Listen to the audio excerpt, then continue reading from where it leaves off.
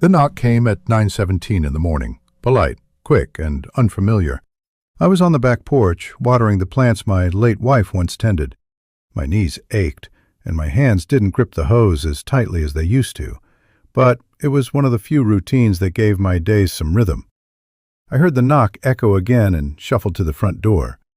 There stood a man in a pressed polo barong, holding a clipboard. His expression stuck somewhere between formality and discomfort. "Mr. Roberto Marquez?" he asked. "Yes, I'm with Amparo Holdings, sir. I'm here to notify you that the property has been sold. You have 30 days to vacate." At first, I thought it was a scam.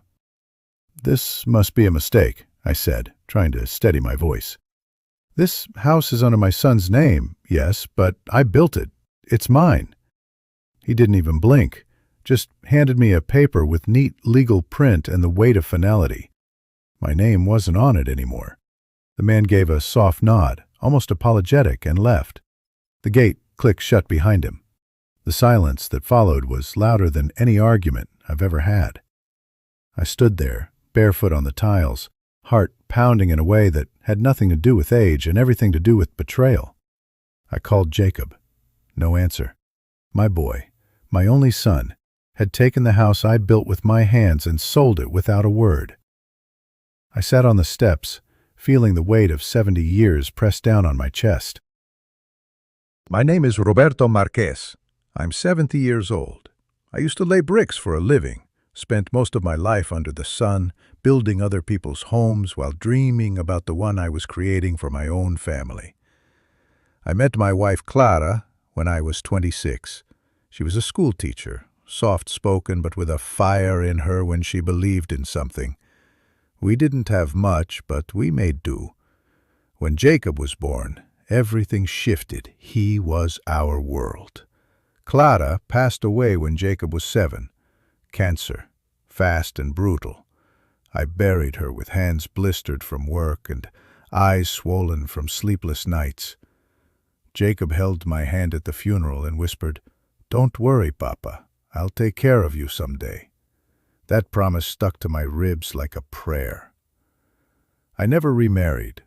My days revolved around Jacob, packing his lunch, attending every school event, teaching him to ride a bike, helping with algebra even when my brain ached from hauling cement. I worked overtime, took jobs no one else wanted. I did it all so he could have more. He was a smart kid, earned scholarships, studied finance, graduated top of his class. I beamed with pride at his graduation, standing alone among younger parents, clapping so loud my hands stung. When he landed a job abroad, I told him to go. "Don't worry about me, Anak. Go chase your future." He sent money, called weekly, always respectful. When he moved back and offered to help manage my assets, I felt relieved. After all, wasn't this what we'd worked toward? A father who gave? A son who would eventually give back? But now the house is gone. The money gone. My name erased from everything I built. And the son I raised? Nowhere in sight. Jacob was never a loud boy. While other kids ran wild, shouting and climbing trees, my son sat quietly with puzzles, books, or building blocks, always trying to understand how things fit together. Even when he was small, he had this depth in his eyes, like he'd already figured out more than he let on. He was my world. After my wife passed away, when Jacob was just 7, the house got too quiet. But Jacob filled the silence with his questions. "Why do people die, Papa?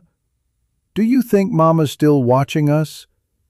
I did my best to answer, though my own grief was a silent storm. I worked construction back then, long hours, aching back, dust always in my lungs. But I came home every night, tired as I was, just to hear Jacob talk about his day. We'd sit at the table, just the two of us, and laugh over his stories, or cry when life was too much. I raised him on grit and gentleness. I taught him how to fix a leaky faucet and how to apologize when he hurt someone. He watched me carry our little family forward, brick by brick. He was my reason to endure. When he left for college, I sold my motorcycle to help cover tuition. When he graduated with honors in finance, I cried, didn't even care if the neighbors saw. That was the proudest day of my life. He returned a man, confident, well-spoken, full of big dreams. I barely recognized the sharp edges of his ambition, but I trusted him. He was still my son. It was a warm Sunday when Jacob came over with a bottle of my favorite local whiskey and a folder full of papers. We sat on the porch watching the sky burn orange. He talked about plans, long-term investments, legacy, future-proofing my assets. I laughed. What future, Nuck? I've only got a few aches and an old recliner left in me. But he smiled in that way that made me remember the boy he once was. Papa, trust me. I just want to make things easier for both of us. It's better if I manage your accounts. Less legal hassle, less paperwork, just in case. I frowned at first. You saying I'm about to kick the bucket? He chuckled. No, but you deserve to rest now. Let me carry the weight. I looked at the house behind me, old, creaky, but full of history. My hands had built that place. My sweat was in the beams, my wife's laughter still echoed in the walls. But Jacob was my son, my flesh and blood. If I couldn't trust him, who could I trust? So I signed. I handed him my bank access, the house title, and the land out back I'd always planned to turn into a vegetable garden. I even joked, "Don't sell it for beer money, okay?" He just smiled. But now I know. He was already planning to do exactly that. The man who delivered the eviction notice didn't look me in the eye. Maybe he knew what this meant. Maybe he'd seen too many fathers like me, betrayed by their own children. When I shut the door, I didn't cry. I stood there for a while, holding the notice in my shaking hands until my knees gave out. I sat on the floor, surrounded by boxes of my wife's old books and Jacob's childhood drawings, and I felt something inside me crack. I called Jacob. No answer. Again, nothing. I left voicemails. Son, this doesn't make sense. Did you sell the house? Pause. If you needed help, you should have asked me. Please, just tell me what happened. The silence was worse than denial. I opened my bank app. 0 balance. I had nothing left. Not a cent. Not even the house I built with my own hands. My son, my only child, had sold it behind my back.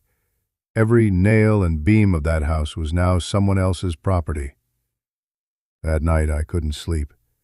I sat in the living room staring at the last photo we had taken together, me with my arm around him, smiling like I had already forgiven him for a crime I hadn't yet discovered. I started writing because I didn't know what else to do. Anger rotted inside me like spoiled meat, and beneath it, grief. So much grief. I wrote in an old ledger I found at the shelter, the same kind I used when budgeting construction materials in my younger years. I wrote like it was work. Every entry a brick, every word a hammer strike.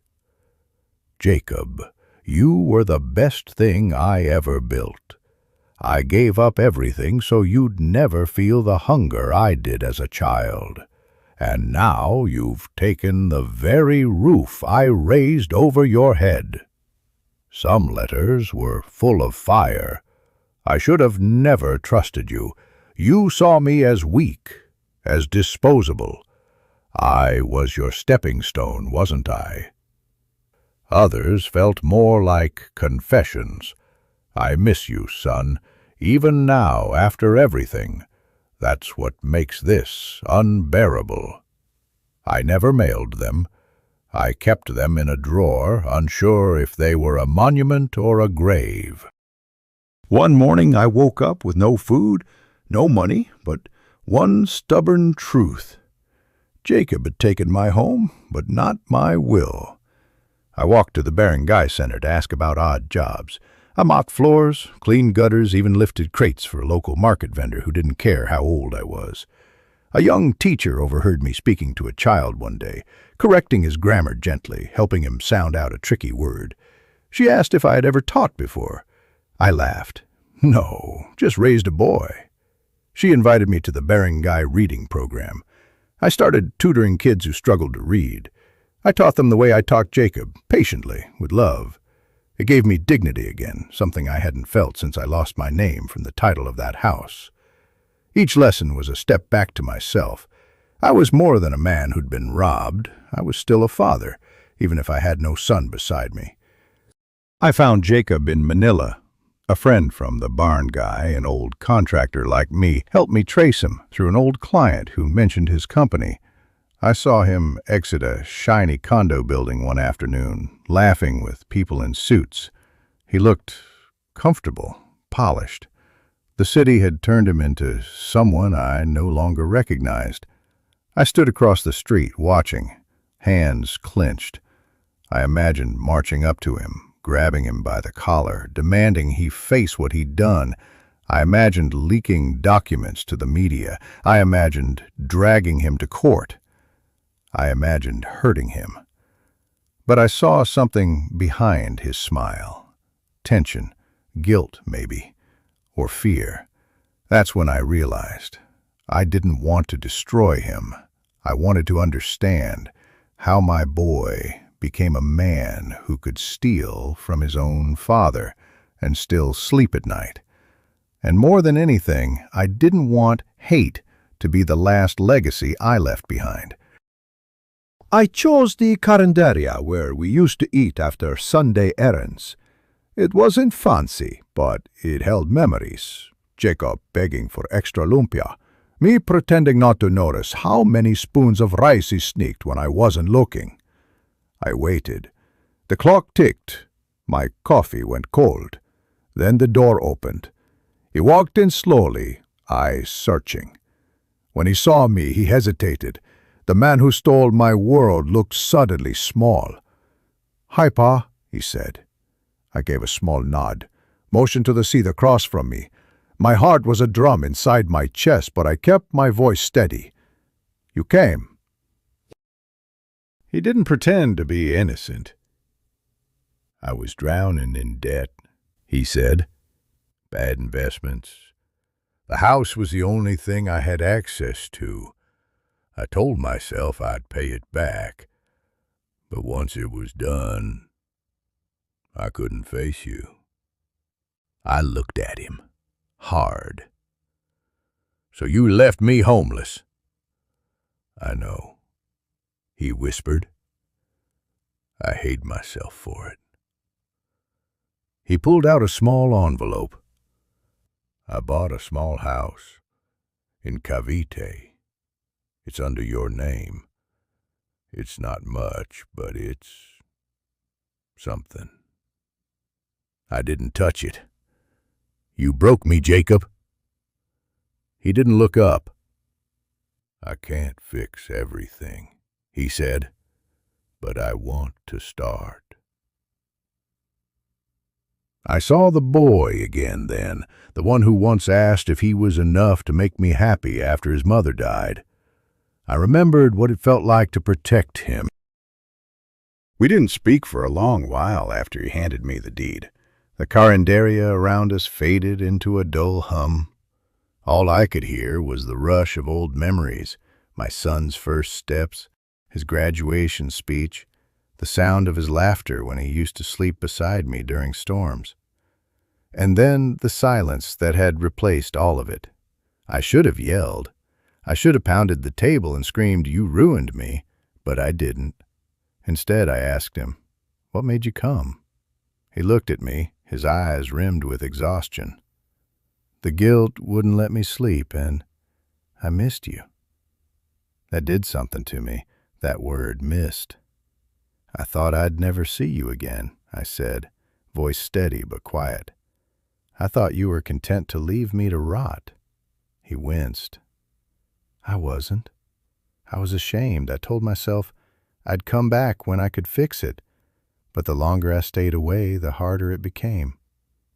That's not how family works, Jacob, I said. You don't wait to be perfect before coming home. You just come home. He nodded, tears falling now, his hands trembling. I was scared you wouldn't want me. I took a slow breath, my chest tight. Truth is, I said, there were nights I wanted to die. Not because I lost the house, but because I lost my son. My boy. He covered his face with his hands, shoulders heaving. I'm sorry, Papa, he said through sobs. I don't deserve your forgiveness. I let the silence stretch between us, thick with pain and honesty. You don't, I said. He froze, but I'm giving it anyway. His hands dropped, eyes wide. I'm forgiving you, not because you've earned it, but because I refuse to let bitterness be the final chapter of my life. I built my life with love. I won't let hate tear it down in the end. He cried harder, no longer in guilt, but in something close to relief. I reached across the table and took his hand. This isn't a clean slate, I added.